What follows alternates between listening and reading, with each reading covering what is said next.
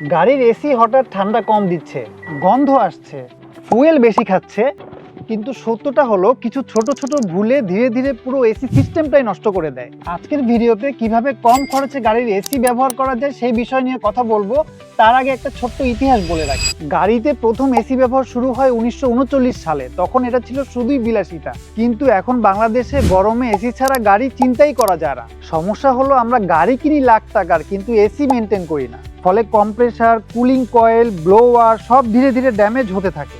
যে ভুলগুলো এসি নষ্ট করে তার প্রথমটি হলো অনেকে গাড়ি স্টার্ট দিয়েই এসি অন করে দেয়। এতে কম্প্রেসারের উপর হঠাৎ প্রেসার পড়ে। বিশেষ করে গরমে দাঁড়িয়ে থাকা গাড়ির জন্য এটা বেশি ক্ষতিকর। আগে 20-30 সেকেন্ড গাড়ি স্টার্ট রেখে তারপর এসি অন করুন। দ্বিতীয় ভুলটা হলো নিয়মিত কেবিন ফিল্টার পরিষ্কার না করা। তৃতীয় ভুলটা হলো সবসময় লোয়েস্ট টেম্পারেচারে চালানো। অনেকে ভাবে সবচেয়ে কম টেম্পারেচারে রাখলেই বেশি ঠান্ডা হবে। আসলে এতে কম্প্রেসার দীর্ঘ সময় কাজ করে এবং ফুয়েলও বেশি খায়।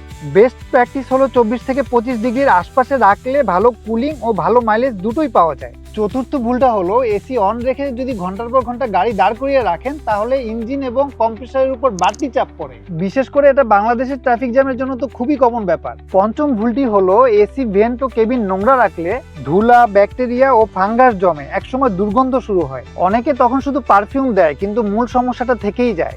যারা কম গাড়ি চালান তারা সপ্তাহে অন্তত একদিন 10 মিনিট এসি চালু রাখুন, তাহলে গ্যাস সার্কুলেশন ঠিক থাকে।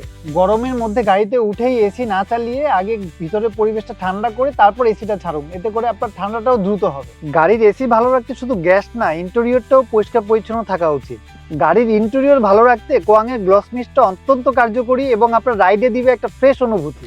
গাড়ির এসি নষ্ট হওয়ার আগেই যত্ন নিন, কারণ প্রিভেন্টিভ কেয়ার রিপেয়ারের থেকে সস্তা। ভিডিওটি ভালো লাগলে অবশ্যই শেয়ার করবেন।